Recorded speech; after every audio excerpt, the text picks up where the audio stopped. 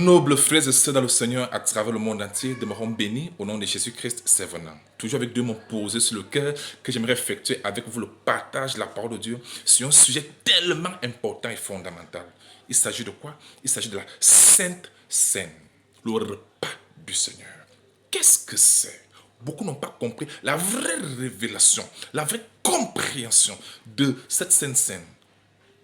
Aujourd'hui, nous allons tout vous révéler de A à Z sur ce repas du Seigneur, sur cette affaire de Sainte Seine, une bonne fois pour toutes, pour que tout le monde soit satisfait et bien éclairé sur ce point, une bonne fois pour toutes, sur la base des Saintes Écritures. Si le sujet vous intéresse, l'on suivra la suite. Amen. Bien-aimés, on commence avec 1 Corinthiens chapitre 11. Je vous mets d'abord le contexte. Plusieurs personnes lisent toujours ce verset à partir du verset 23. Non, c'est une erreur. Il faut d'abord le lire dans son contexte à partir du verset 17. Ici, Paul s'adressait aux croyants qui étaient à Corinthe. Et ceux qui étaient à Corinthe avaient un problème, c'est qu'ils se rassemblaient souvent pour devenir pire et non pour devenir meilleur. C'est Paul même qui le dit au verset 17. Et il exprimait son exaspération, son mécontentement du fait que les gens ne comprenaient pas bien ce qu'on appelle le repas du Seigneur. N'est-ce pas? Il dit clairement au verset 20 que lors donc vous vous réunissez, ce n'est pas pour manger le repas du Seigneur. Ça veut dire que les gens ne savaient même pas ce que c'est. Et ils pensaient que c'est seulement ce qui est symbolique qu'on mangeait là, le vin ou bien la coupe, le bout de pain. Ils pensaient que c'était ça, alors que ce n'était pas réellement ça.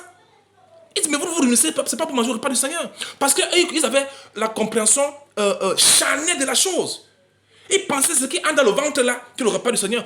Paul va maintenant corriger l'affaire. Il va maintenant les aider à comprendre ce que c'est. Et d'ailleurs, c'est pourquoi, quand vous lisez du verset 17 au verset 22, Paul exprime son mécontentement du fait que beaucoup se réunissaient par rapport au ventre. D'autres mangeaient, d'autres étaient ivres même. Parce qu'ils pensaient que c'était ça le repas du Seigneur. Alors ce n'était pas ça. Ils n'avaient pas compris la révélation de la Sainte Seine comme plusieurs religions aujourd'hui. Paul va aller au verset 22, il dit: n'avez-vous pas de maison pour y manger et boire? Ou méprisez-vous l'église de Dieu et faites-vous honte à ceux qui n'ont rien? Que vous dirais-je? Vous louerai-je? En cela, je ne vous loue point. Vous voyez maintenant? Je suis dans 1 Corinthiens 11 du verset 22. Paul exprimait son mécontentement. Du fait que les gens n'avaient pas compris ce que c'est que le vrai repas du Seigneur, la vraie Sainte Seine. C'est ça que nous allons vous révéler aujourd'hui. Amen.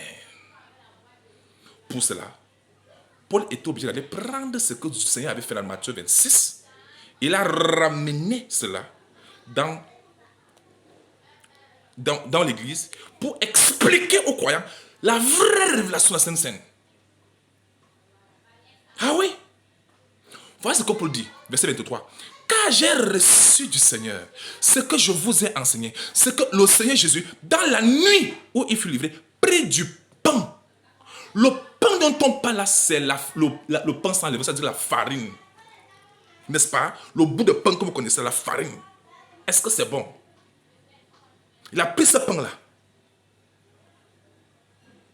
Et après avoir rendu grâce, le rompit et dit: ceci est mon corps qui est rompu pour vous. Faites ceci en mémoire de moi.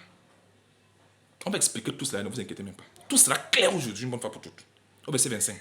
De même, après avoir soupé, il prit la coupe et dit: cette coupe est la nouvelle alliance à mon sang. Faites ceci en mémoire de moi toutes les fois que vous en boirez. Dans la coupe, écoutez très bien la chose. Dans la coupe là, ce n'était pas le sang de Jésus qui était à l'intérieur. Non, c'était le fruit de la vigne, c'est-à-dire le vin, qui symbolisait le sang de Jésus. Est-ce que c'est bon? Donc ce que les gens ignorent, c'est que le pain, farine là, de la boulangerie là, et la coupe qui avait le vin, c'était des choses symboliques. Symboliques. Qui symbolisaient le vrai pain et le vrai sang de Jésus, qui est Jésus lui-même. C'est lui le vrai pain de vie éternelle. Ce n'était pas ce qui était symbolique, c'est ce que les gens n'arrivent pas à comprendre. Parce que les gens ignorent qu'avant que Jésus ne prenne le pain symbolique, il avait d'abord enseigné à ses disciples ce que c'est que le vrai pain du ciel. Et ce vrai pain du ciel, c'est la personne de Christ lui-même. C'est écrit où? C'est écrit dans Jean chapitre 6. Revenons d'abord en arrière. Mais quand vous voyez une affaire, n'arrêtez pas l'affaire au milieu. Cherchez d'abord à comprendre le début jusqu'à la fin, en passant par tous les paramètres. C'est alors que votre jugement sera vrai et clair. Mais si vous arrêtez seulement sur une affaire, sans regarder le début à la fin, vous allez être faussé dans vos conclusions. Les disciples à qui Jésus avait remis le pain symbolique là, il leur avait d'abord donné à la base l'enseignement sur le vrai pain du ciel. Lisons Jean 6. Voici, je vous mets encore le contexte, voici les Juifs. Jésus avait multiplié les pains. Le lendemain, ils ont commencé à chercher Jésus-Christ, parce qu'il a encore le pain là. Et Jésus-Christ va donc corriger l'affaire en leur présentant le véritable pain du ciel, qui n'est plus le pain farine là, mais c'est la personne de Jésus. Et ils pensaient que la manne qu'ils avaient mangée là, au désert, et même ce qu'ils avaient mangé, ils pensaient que c'était le pain de Dieu, c'est pas ça le pain de Dieu. Jésus-Christ va corriger l'affaire. Et ça a été très important pour toutes les religions. Au verset 31, Jean 6, 31. Nos pères ont mangé la manne dans le désert, selon qui est écrit, il leur donna le pain du ciel à manger. Et ils pensaient que la manne, ça veut dire que le pain parce que la manne c'était comme un gâteau, une espèce de gâteau, avec le miel. Ils pensaient que ce qui est physique là, c'est ça qui est le pain. C'est ça le pain. Ce qui est farine, est-ce que c'est ça le pain de Dieu? Non! Jésus va corriger l'affaire. Et ça doit en vérité de tout le monde. Au verset 32, Jésus leur dit, en vérité, je vous le dis, Moïse ne vous a pas donné le pain du ciel, mais mon Père vous donne le vrai pain du ciel. Tu as donc le vrai pain du ciel et le faux pain du ciel. Faux pain du ciel, c'est celui qui est symbolique là, fabriqué par la main sale des hommes. À ne pas confondre avec le vrai pain du ciel. Qui est qui? 33. Car le pain de Dieu, c'est celui qui descend du ciel. Le pain de Dieu, ce n'est pas le pain de la boulangerie que les gens ont dit, ils ont prié, ils ont senti. Ce n'est pas ça le pain de Dieu. Le pain de Dieu, c'est une personne. Et c'est Christ lui-même. Quel pain consommez-vous? Celui que les hommes ont fabriqué avec les mains, ils ont prié, ils ont dit que c'est le pain de Jésus. Ou bien c'est là, c'est une personne. Le vrai pain de Dieu, c'est une personne. Christ. Car le pain de Dieu, c'est celui qui descend du ciel et qui donne la vie au monde. Ils lui dirent, verset 34, Seigneur, donne-nous toujours ce pain. Jésus leur dit, je suis le pain de vie. Le vrai pain que Dieu donne aux hommes, c'est le pain qui donne la vie éternelle et non le bout de pain de farine. Est-ce que c'est très clair? Ce qui est farine là, c'est un symbole du vrai pain qui est Jésus. Je suis le pain de vie. Celui qui vient à moi n'aura jamais faim. Et celui qui croit à moi n'aura jamais soif. 48. Je suis le pain de vie. Donc, avant que Jésus-Christ ne prenne le pain de la boulangerie, là, sans le vin et donner à ses disciples, il leur avait d'abord fait asseoir sur le vrai pain de vie, qui est lui-même. Voilà pourquoi les disciples n'avaient pas posé des questions. Parce qu'ils comprenaient déjà que ça c'était symbolique. Mais les gens aujourd'hui n'ont pas compris. Allons-y. Je suis le pain de vie, verset 49. Vos pères ont mangé la manne dans le désert et sont morts. Tout ce qui s'attache à ce qui est symbolique là, ils ne peuvent pas avoir la vie éternelle. S'ils meurent, c'est la perdition éternelle. Qu'importe ce qu'ils peuvent dire. 50.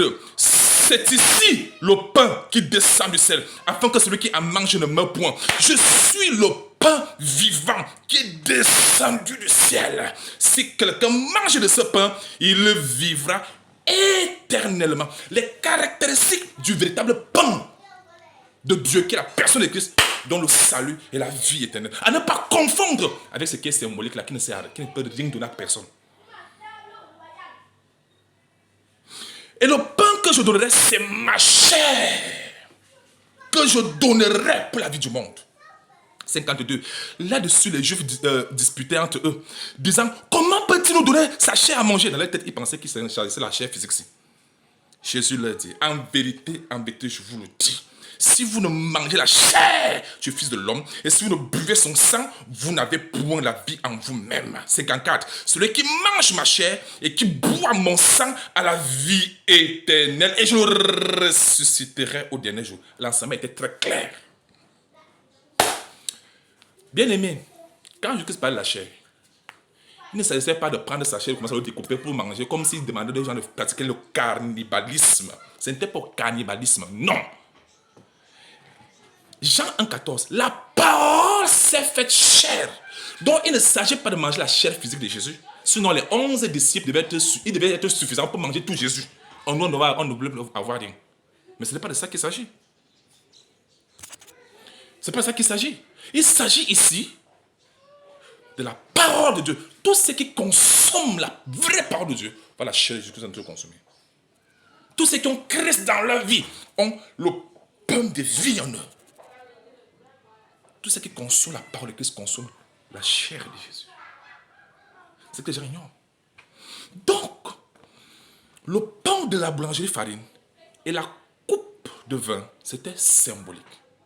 Le vrai pain de vie, c'était Jésus lui-même. Sa chair. La parole de Dieu, parce que la parole fait chair. Il est la parole de Dieu fait chair. Et la coupe là, symbolisait le sang de Jésus, qui est sa vie, qui était toujours Jésus lui-même. Donc, Jésus, en tant que pain de vie, tenait entre ses mains le pain de la boulangerie qui était symbolique. Les disciples connaissaient la différence entre ce qui est symbolique et le pain réel.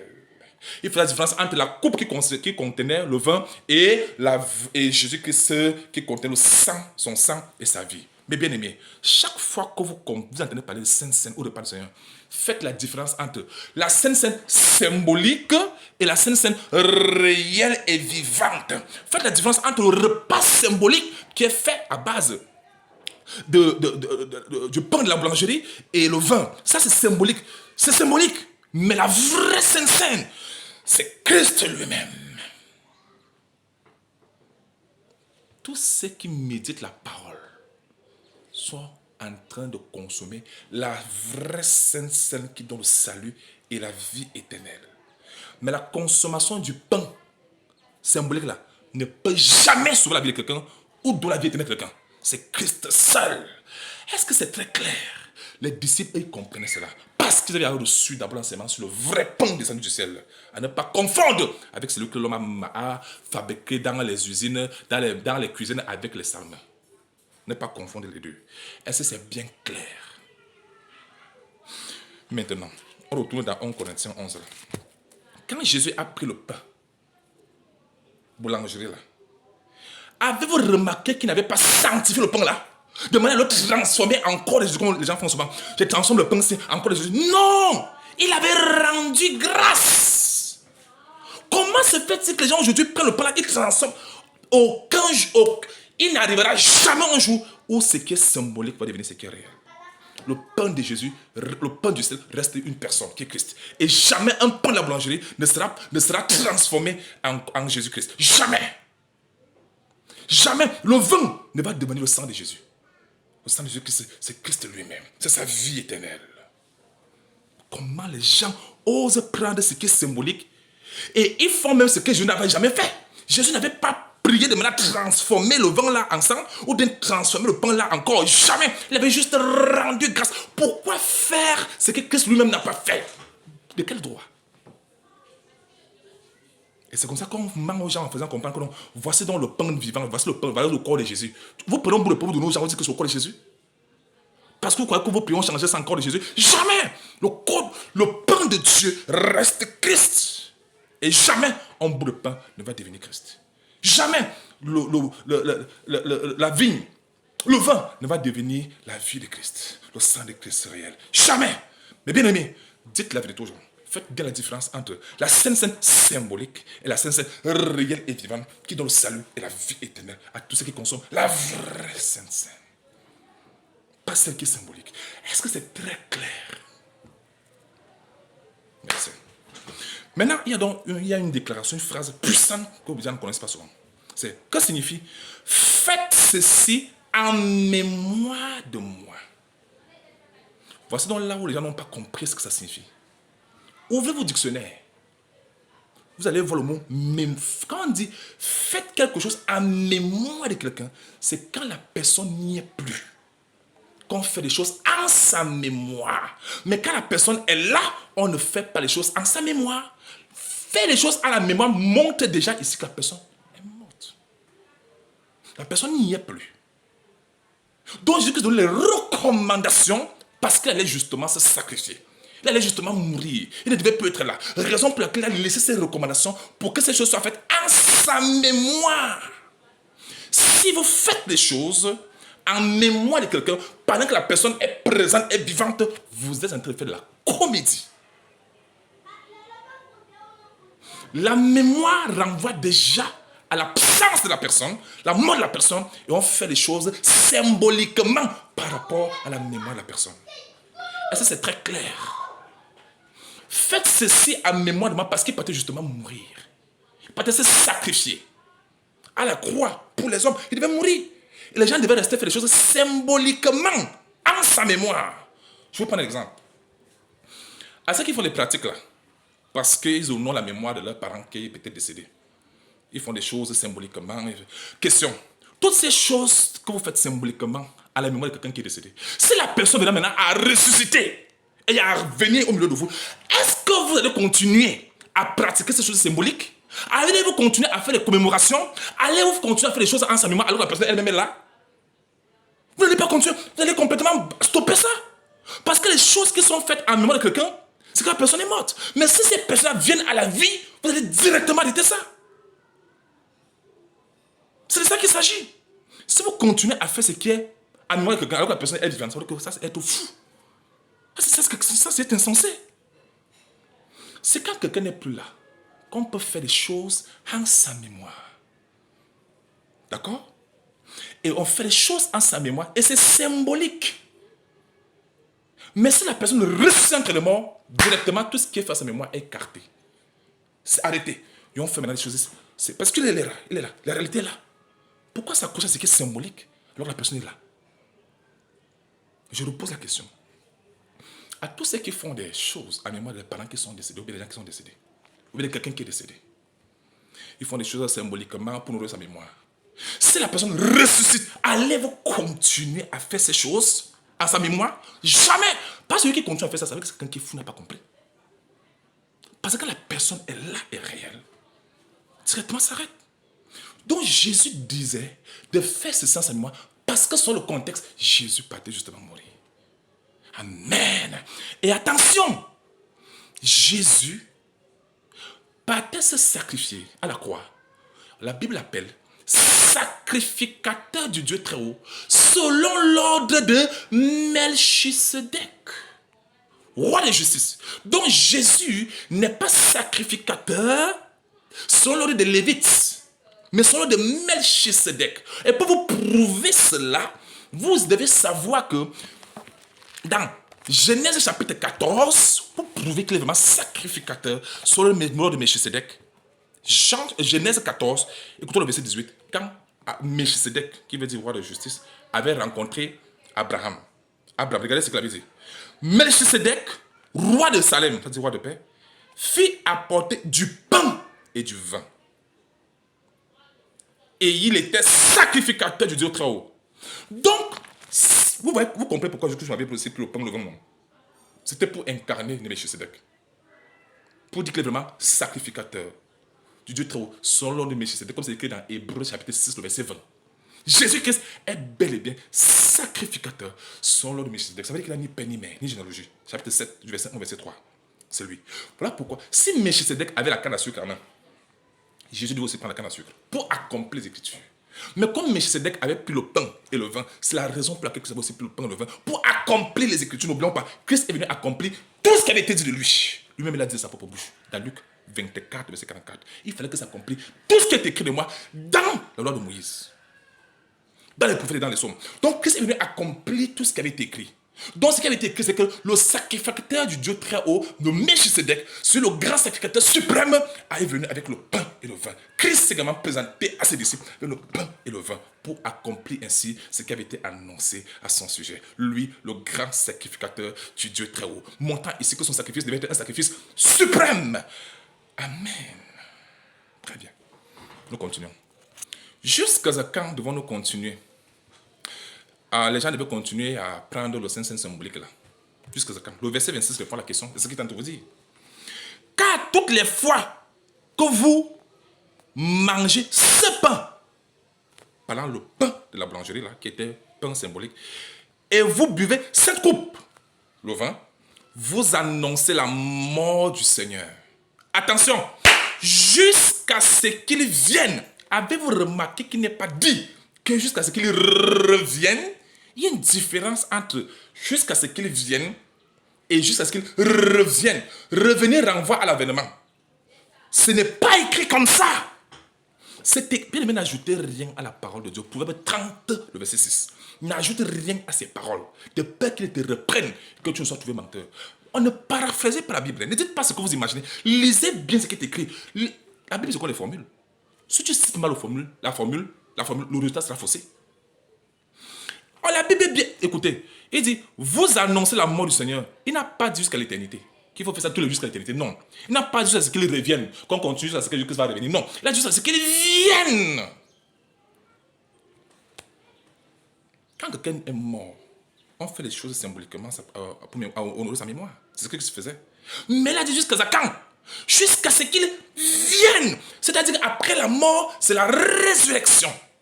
Christ est venu à la vie. Il a dit, pourquoi cherchez-vous parmi les morts celui qui est vivant? Christ est vivant. Dans Apocalypse, il dit, j'étais mort. Et voici, je suis vivant au siècle des siècles.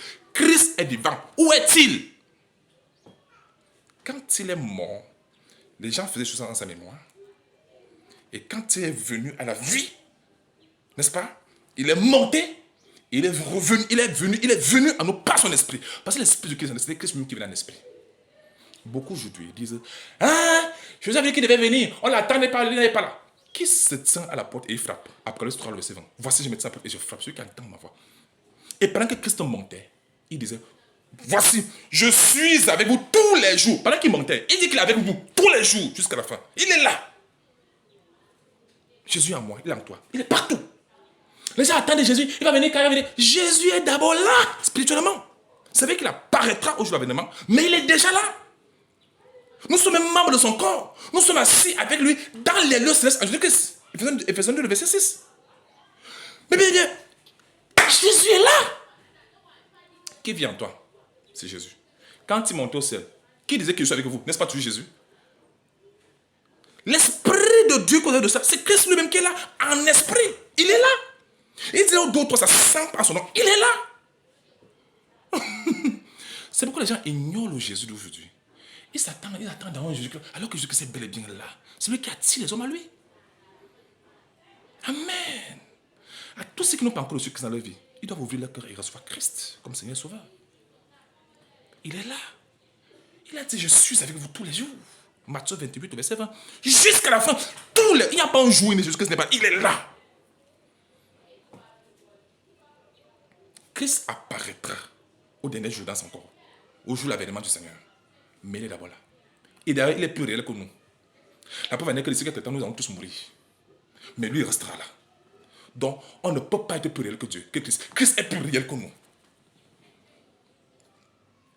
Donc, la pratique symbolique, la Sainte Seine symbolique, devait aller jusqu'à la résurrection de Christ entre les morts. Jusqu'à ce que la nouvelle naissance soit établie. Christ est monté, il est descendu. Il est vu au milieu de nous. Christ est là. Pour ceux qui ne savaient pas. Apocalypse 3, le verset 20. Voici, je mets ça à la porte, je frappe la porte du cœur. Je frappe. Pour ceux qui n'ont pas encore reçu. Celui qui entend ma voix, il ouvrira son cœur. J'entrerai. Je souperai avec lui, lui avec moi. Mes bien-aimés. Je vous avais dit, quand on fait les choses en mémoire de quelqu'un, parce que la personne est morte, par exemple, quelqu'un de votre famille, si la personne ressuscite entre les morts, vous allez arrêter directement toutes ces pratiques-là. C'est ça que Christ est en train de dire. Donc la Sainte Seine symbolique devait prendre fin après la résurrection de Christ entre les morts et après que Christ soit descendu dans son mandat et établi ainsi la nouvelle alliance par son esprit. Amen. Je vous le prouve. Et je vais vous prouver justement que les apôtres n'avaient jamais fait cela dans la Bible. Jamais. Je vais vous le prouver tout à l'heure aujourd'hui. Après la résurrection de Christ entre les morts, et quand Christ est établi sur la nouvelle alliance par son esprit, mes bien-aimés, aucun apôtre de la nouvelle alliance dans l'église primitive n'avait fait ça. Je vais vous le prouver aujourd'hui. Donc ne confondez pas jusqu'à ce qu'il revienne. Ce n'est pas écrit comme ça. S'il avait été écrit jusqu'à ce qu'il revienne, c'est notre qu'on continue à faire ça, symboliquement jusqu'à ce que Christ revienne. Non, c'est jusqu'à ce qu'il vienne. Est-ce que c'est bien clair pour tout le monde? Le verset 27. C'est pourquoi celui qui mangera le pain ou boira la coupe du Seigneur indignement sera coupable envers le corps et le sang du Seigneur. Je vais expliquer ça tout à l'heure au verset 29. D'accord? Notez une chose. C'est que quand Christ est ressuscité entre les morts, il a trouvé, dans Luc, ça c'est Luc chapitre 24, il avait rencontré deux personnes qui étaient sur le chemin d'Emmaüs. Il a fait chemin avec eux. Il a parlé des choses de la parole de Dieu. Ils ne reconnaissaient pas que c'était Jésus. Pour que Jésus puisse s'identifier à eux, vous savez ce qu'il avait fait? Il a fait la scène symbolique. Là. Il leur a donné à manger et à boire. Et c'est là que leurs yeux s'ouvrirent. Ils ont compris que c'était Jésus. Et dès que Jésus a compris qu'ils ont compris que c'était lui, bam, il a disparu. Ce n'était pas pour dire qu'il instaurait cela que restait conscient à faire ceci. Non, c'est lui qui avait fait cela pour leur permettre de le reconnaître parce qu'ils ne le reconnaissaient pas. Ils ne le reconnaissaient pas. Vous comprenez? C'est comme si quand j'étais avec vous, je faisais des choses. Maintenant, quand j'ai reçu l'entraînement, pour vous montrer que c'est moi, je refais la même chose pour que vous compreniez que c'est moi. Ça ne veut pas dire que vous devez continuer à faire ça, non. Non, ça ne signifie pas ça.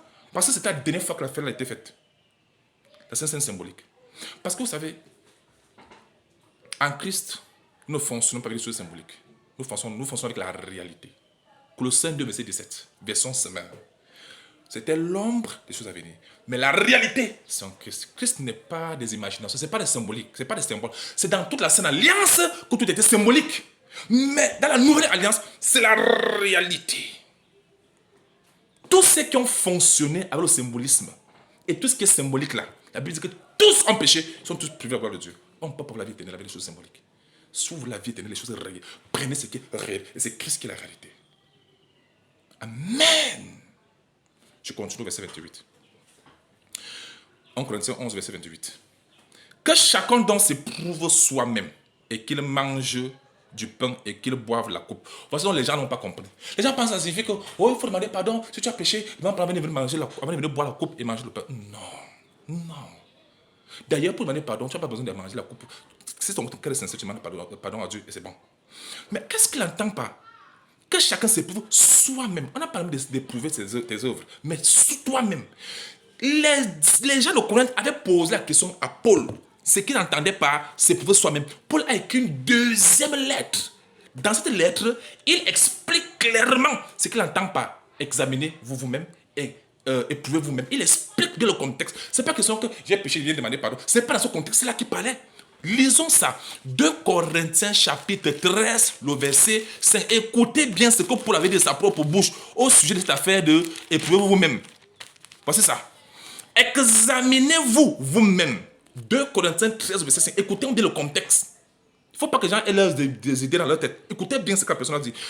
Examinez-vous vous-même pour savoir si vous êtes dans la foi. Donc l'examen, ce n'est pas que, ouais, j'ai peut-être péché par omission. Ce n'est pas dans ce contexte-là. C'est pour savoir si vous êtes dans la vérité.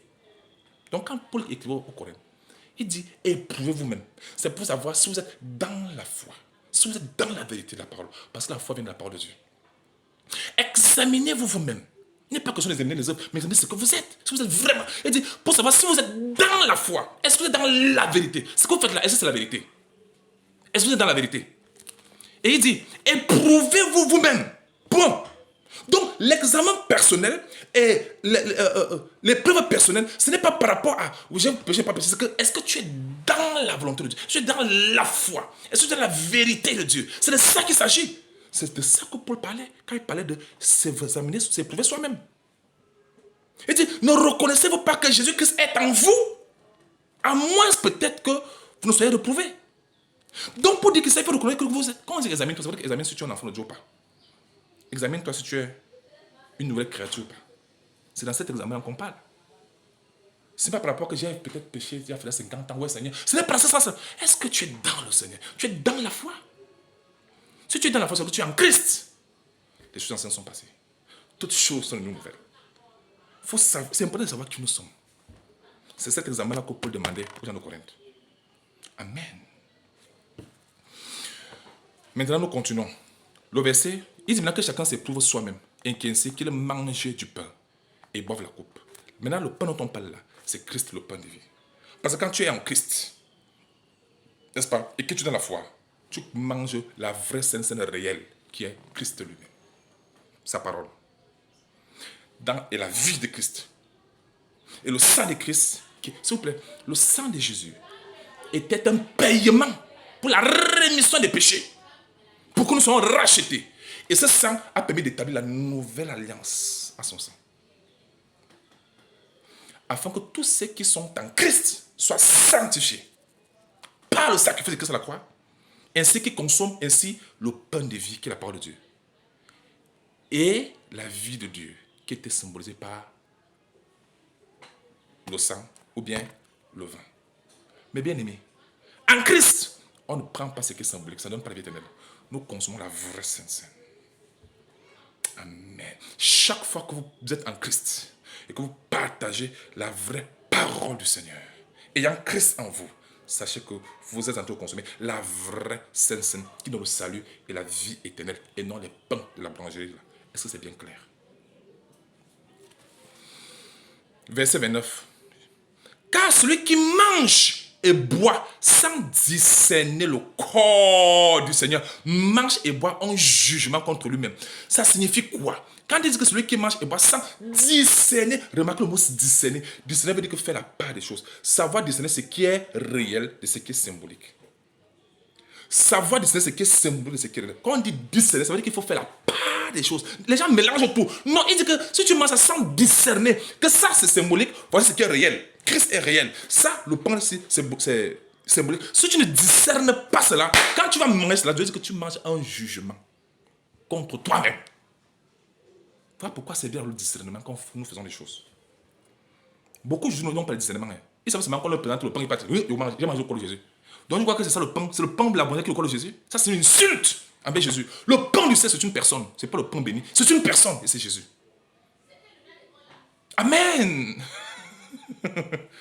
Le Seigneur dit, Paul a dit, celui qui mange et qui boit sans discerner, sans faire la part des choses, il mange et boit en chemin contre lui-même. Il dit, c'est pour cela qu'il y a parmi vous beaucoup d'infirmes et de malades et qu'un grand nombre en sont morts. Question. Matthieu 8, le verset 17. Matthieu 8, le verset 17. N'est-ce pas Jésus qui est le pain de vie, qui a porté sur lui nos infirmités, porté nos maladies, détruit la mort, il a vaincu la mort? Jésus. Comment se fait-il que lui qui est le pain de vie, il a porté nos infirmités, nos maladies et la mort? Mais les gens disent qu'il y a parmi vous beaucoup de morts, de maladies et d'infirmes. Pourtant que ça a porté cela, c'est parce que ces gens se sont détournés du pain de vie qui est Jésus-Christ, qui a porté les souffrances à la croix, et leurs maladies, les infirmités, qui s'est chargé de leurs souffrances. Ils sont allés s'agripper au pain de la boulangerie, pensant que c'est le pain-là qui a porté les souffrances. Pourquoi Paul a dit, il y a parmi vous beaucoup de morts, d'infirmes et de malades. C'est la conséquence quand on laisse le pain de vie qui est Christ, qui a porté nos infirmités, nos maladies, pour aller s'attacher à ce qui est symbolique. C'est la même chose qui va arriver aux gens. Oui. C'est comme si tu as ton homme. Tu laisses ton homme qui est réel, vivant, et toi, tu peux t'accrocher à ce qui est symbolique pour dire que non, voici mon mari.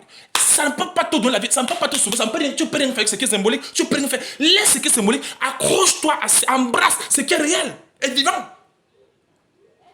Est-ce que le pain de la boulangerie là, que les gens bénissent là, c'est le vivant? Ça donne la vie à quelqu'un? Non, jamais. Il y a des gens qui témoignent, disent que oh, quand j'ai placé un sein, quelque chose s'est passé dans ma vie et tout ça. Il y a beaucoup de choses que Dieu fait pour nous, par amour pour nous, parce qu'il nous aime, par miséricorde, pas parce que ce que nous faisons est correct, c'est parce que Dieu nous aime. Il fait lever le soleil, il fait tomber la pluie sur les bons et sur les méchants. Souvenez-vous de Luc 5. Jésus rencontre Pierre et les fils de Zébédée. N'est-ce pas? Ils n'avaient rien péché. Ils étaient des pécheurs.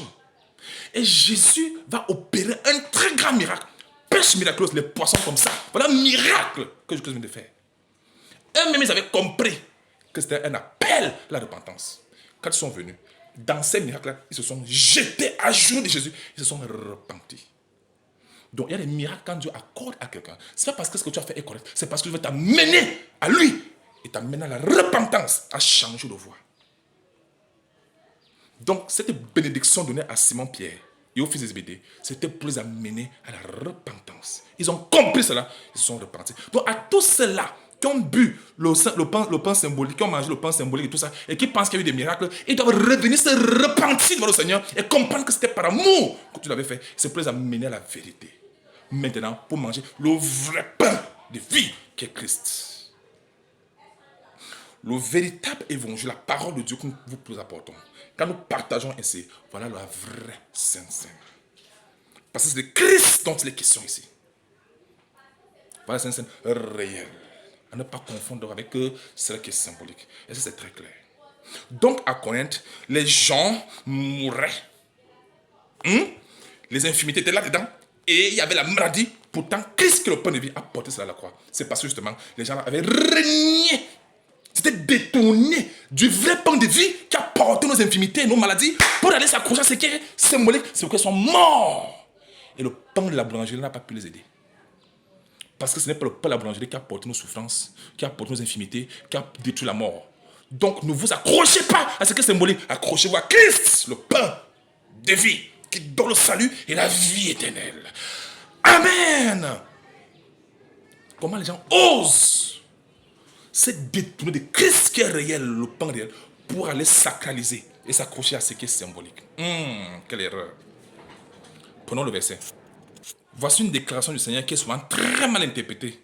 Matthieu 26, le verset 29. Écoutons ce que vous avez dit.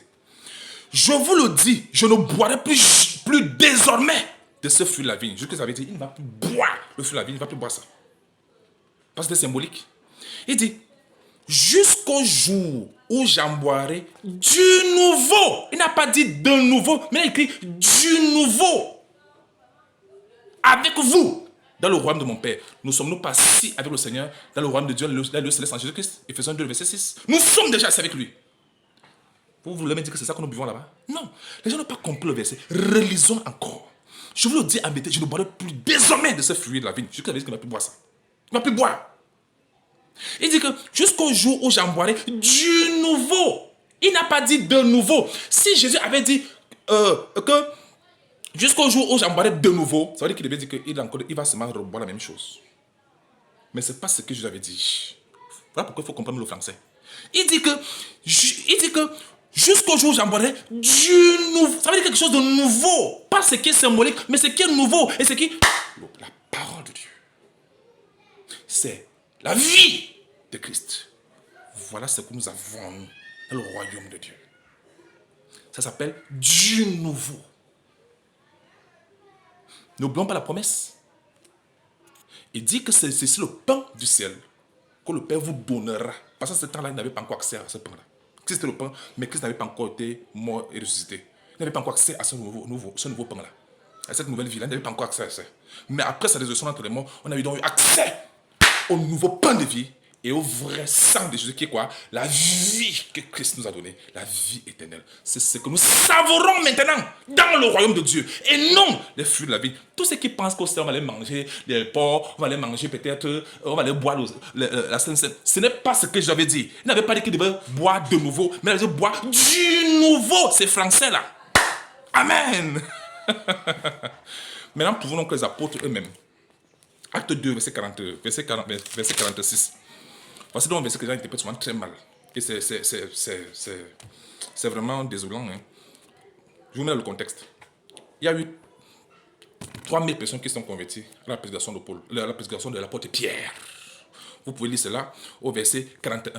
Maintenant, au verset 46, écoutons comment ça se passait. Écoutons pour vous montrer que les apôtres n'ont jamais pu faire les pains là, les trucs symboliques, ils n'ont jamais fait ça. Écoutons.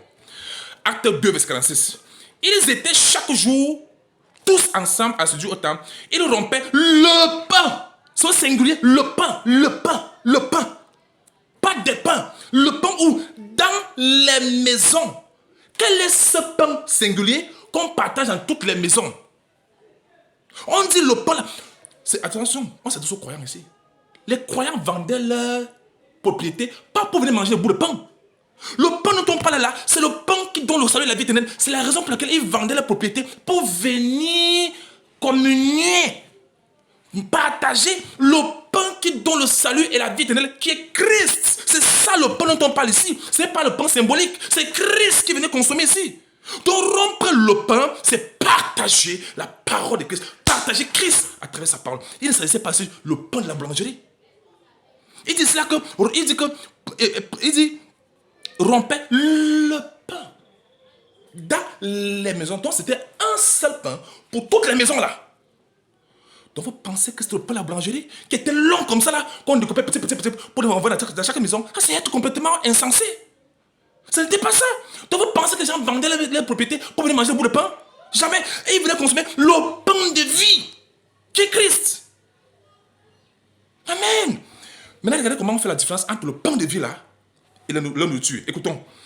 Ils étaient chaque jour tous ensemble assidus au temple. Ils rompaient le pain. C'est le pain qui est dans la vie éternelle. C'est ça qu'ils sont à recommander aux gens de consommer. La scène réelle. Dans les maisons. Et prenaient la nourriture. Vous voyez la différence entre le pain et la nourriture? L'agapé, non. Même si c'est quelqu'un de la nourriture. Et attention, le pain fait partie de la nourriture. Ah oui. Le vin fait partie de la nourriture. Pour votre information. Donc quand on parle de la nourriture, on parle de toutes les nourritures possibles que les gens pouvaient préparer à voir. À ne pas confondre avec le pain de vie. Pourquoi d'ailleurs valoriser ce qui est symbolique alors que le vrai pain de la vie éternelle est là? Tous ceux-là qui sont en train de faire la propagande de le pain béni, le pain béni ne sauvera jamais la vie de quelqu'un. C'est le pain du ciel qui donne le salut à la vie éternelle. C'est ça que nous devons prêcher aux gens. Présentons aux hommes le pain de vie. C'est Christ. Dont les disciples, ils rompaient le pain au singulier, qui est une personne, Christ, sa parole. À ne pas confondre avec la nourriture. Donc ils avaient leur nourriture qu'ils mangeaient, qu'ils préparaient. Ils avaient la nourriture, l'agapé, ils mangeaient. Donc à l'église primitive, les gens partageaient d'abord la parole de Dieu qui est le pain de vie. Et après, ils pouvaient aussi manger ce qu'ils avaient préparé dans les cuisines. C'est de ça qu'il s'agit. Et les gens ont tordu le verset-ci pour dire que non, ça veut dire qu'ils mangeaient le pain. Depuis quand les gens venaient pour venir prendre les petits bouts. Donc chaque jour, il faut manger le pain. Chaque jour. Les gens vont développer des maladies si c'est de ça qu'il s'agissait. Donc chaque jour, vous devez manger le pain de la boulangerie. Si c'est ça, non, les gens auront de l'appendicite.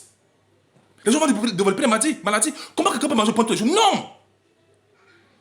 Les gens ne venaient pas pour manger le pain de la boulangerie qui est symbolique. Ils venaient pour manger le vrai pain que Christ avait annoncé dans Matthieu 6, dans Jean 6, le pain qui donne le salut à la vie éternelle. D'ailleurs, Jésus lui l'a dit dans Jean 6, 56.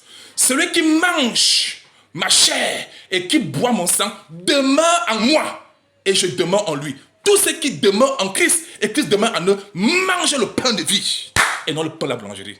Très clair. Alors, question, pour conclure. Est-ce qu'on dit qu'il faut abolir complètement ce qui est symbolique et prendre ce qui est réel? La réponse à cette question est simple. Si vous faites les choses en mémoire de quelqu'un, votre papa qui est décédé, n'est-ce pas? C'est valable, non?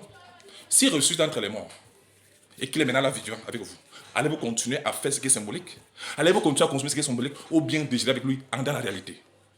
Si vous avez la réponse à cette question, vous avez aussi la réponse à cette question. Tout ce qui est fait en mémoire de quelqu'un pendant que la personne est en vie est caduque. C'est être complètement insensé. En fait, nous, bien aimés, nous, enfants de Dieu, nous consommons la vraie Sainte Seine, qui est Christ et sa parole. Nous ne consommons pas ce qui est symbolique. Nous consommons ce qui est réel. Amen. Mais quand on est un enfant qu'on n'a pas encore compris, en Corinthiens 13, verset 11, quand j'étais enfant, je parlais comme un enfant, je faisais des choses comme un enfant, je raisonnais comme un enfant. Laissons les enfants faire ce qu'ils ont à faire. Ils font ce qui est symbolique et tout ça. Ils n'ont pas encore compris. Ils n'ont pas encore compris. On laisse. Mais quand on a compris qui on est, quand on a compris la vérité, on passe de ce qui est symbolique. On va maintenant à ce qui est. On laisse ce qui est symbolique pour aller à ce qui est réel. En Christ, ce n'est plus le symbolisme. Non, c'est la réalité. Amen. Jésus n'avait jamais dit d'aller après ce qui est symbolique. Il avait dit cela par rapport à sa mort. Mais quand il est ressuscité entre les morts, maintenant c'est la réalité que nous consommons. En bon entendeur, salé. C'est nous qui consommons la vraie Sainte Seine. Ça se passe tous les jours, 24 à 24. C'est ce qui est réel. Amen.